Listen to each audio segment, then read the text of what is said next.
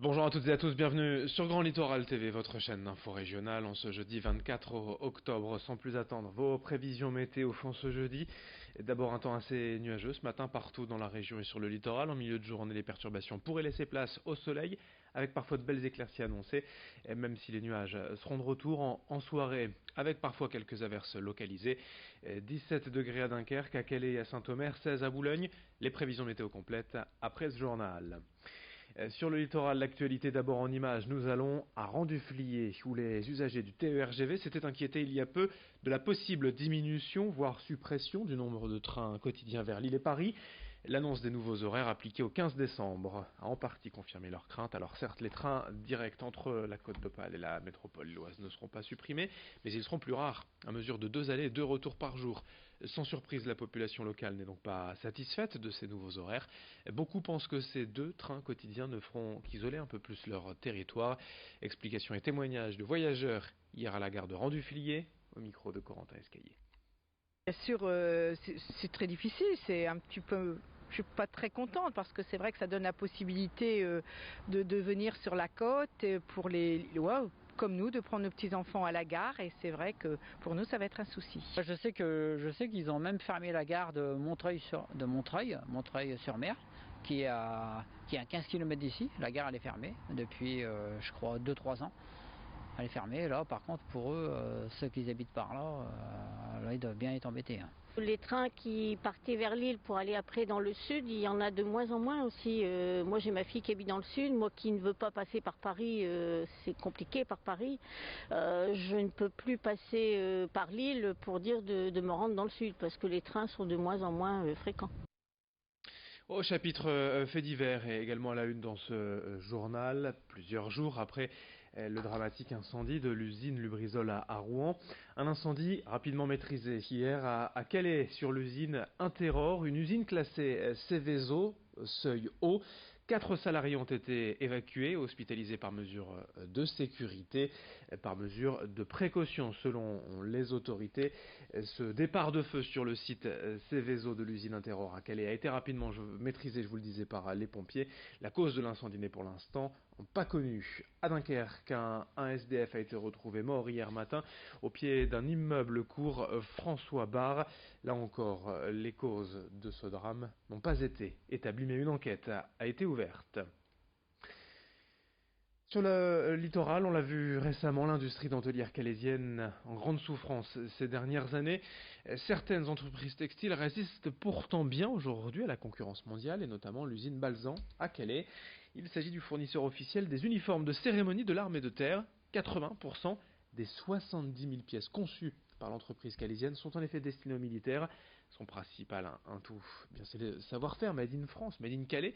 Mais la société cherche aussi à se diversifier pour ne pas dépendre d'un seul client. Elle est actuellement en discussion avec d'autres marques françaises. Présentation lors de la visite du sous-préfet de Calais, hier sur place, au micro de Corentin Escaillé. Il y a quand même un axe qui se développe de plus en plus, des besoins qui sont de plus en plus émis.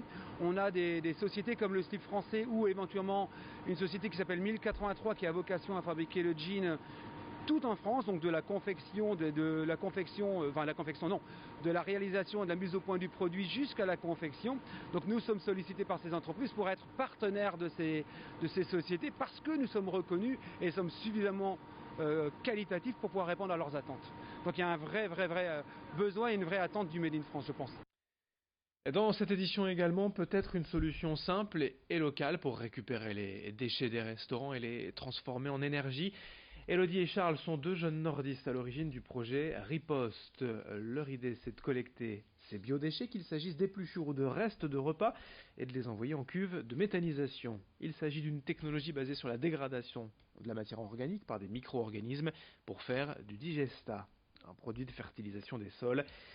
Elodie et Charles ont déjà contacté un agriculteur et une dizaine de restaurateurs de la métropole lilloise intéressés par le projet.